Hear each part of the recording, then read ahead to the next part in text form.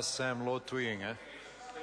Mr. Speaker, it's a pleasure to stand and talk in this general debate this afternoon, sir. But before I do, I just want to mention in this House and certainly send out my personal thoughts and prayers to the Tongan people for the loss of their king, who died last week, King George Tupou V.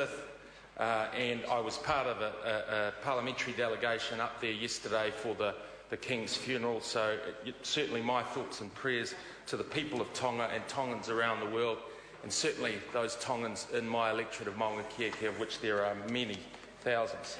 Sir, I stand today to talk about the welfare reforms that this government is putting in place. And these welfare reforms, Mr. Speaker, are important for several reasons.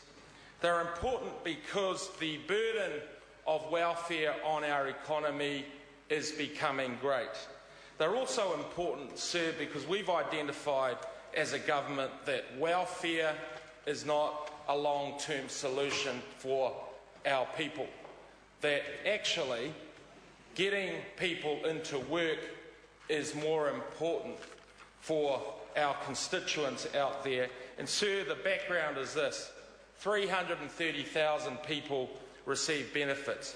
1 in 8 workers receive the benefit. 1 in 8 workers are not contributing directly to the economy. But we believe that certainly some of those are deserving and certainly should be protected within our welfare system and our economy. Sir, 170,000 have spent the last 10 years receiving the benefit. So a great majority of those who are on welfare are long-term dependent beneficiaries, and that, sir, is not a good fact. We also know that 220,000 kids are living in welfare-dependent families, and we see this cycle of welfare over and over again, and, sir, one of the greatest things that you can do to break the cycle of welfare in families is to give them a job. Finally, sir, $8 billion of welfare spend a year is 14% of our government's revenue. And we know, and certainly the Labour Party know, and Andrew Little knows, that that is unsustainable in the long run. It is unsustainable for the economy. It's unsustainable for those families that are living in those in welfare situations. So what does our law reforms do? Well, it introduces a new system to support our young people. It's about supporting those young people get on a job and also upskill them through education, through training and through employment. So it's about getting them back into work, but it's also about designing the support around young people to allow them to get back to work, but allow them to pick up skills. So what we're proposing is to provide budgeting programs. What we're proposing is to provide parenting programs to help them move forward in their lives. And so there's a carrot and stick approach here, Sue, and it's about strengthening those obligations. Because what does it mean?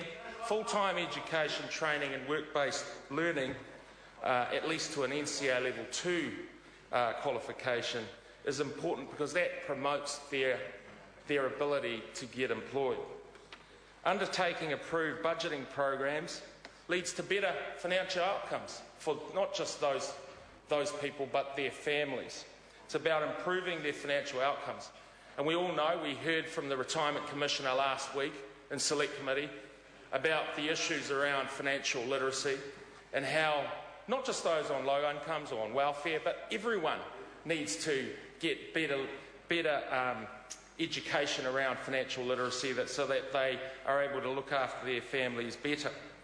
But it's also about undertaking parenting programs, getting more kids enrolled in early childhood education and getting these young children to well-child checks.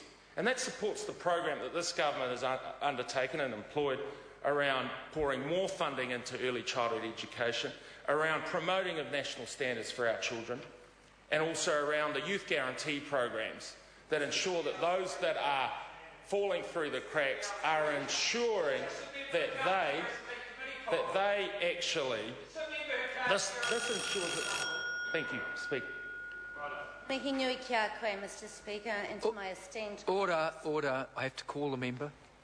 And the member needs to call. I call the honourable member, Denise